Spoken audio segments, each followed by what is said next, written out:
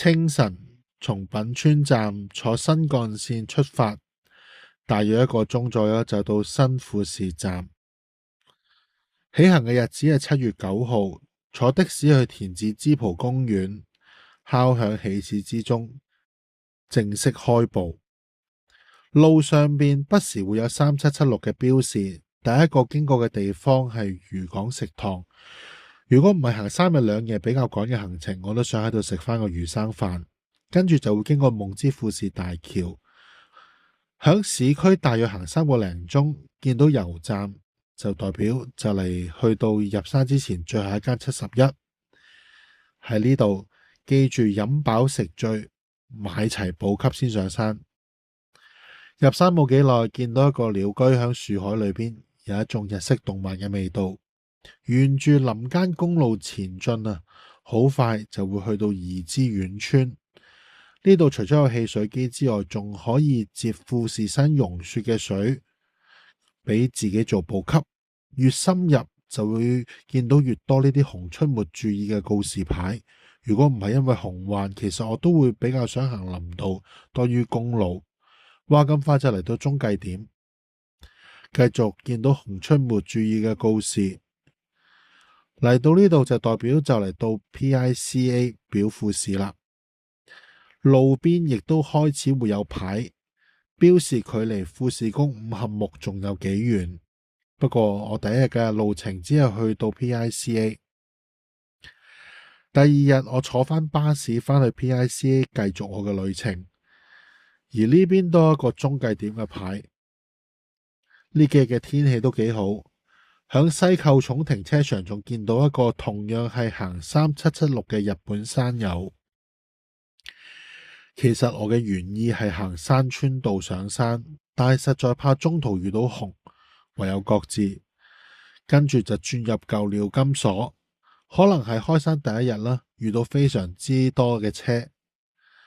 高撥停車場係一個好乾淨嘅地方，亦都係一個好靚嘅廁所。可惜附近係冇汽水機嘅，如果唔係就可以更加舒服咁休息。不過注意呢邊一樣都係需要留意有熊出沒嘅。之後就開始之字形向上，同埋亦都會有棟住啲牌喺度倒數距離五合目仲有幾多公里。去到3合目嘅時候已經係與雲齊高，隨時置身於雲裏霧裏。休息嘅時候見到有人踩單車上五合目，幾經辛苦終於到咗五合目啦，即刻嚟個大休，食個早午餐，杯麵炸雞可樂已經令我非常之滿足。俾完入山費，買完木牌仔就上山。去6合目係一條好輕鬆嘅大斜路，不時會見到履帶車嘅痕跡，主要係運物資俾山屋啦。5合目到6合目半個鐘唔使，但係唔好俾假象迷惑到，之後先係魔鬼嘅路程。6合目上7合目要1個鐘左右，可能因為第一日開山啦，所以你見到非常之多嘅人挑戰呢個富士宮路線。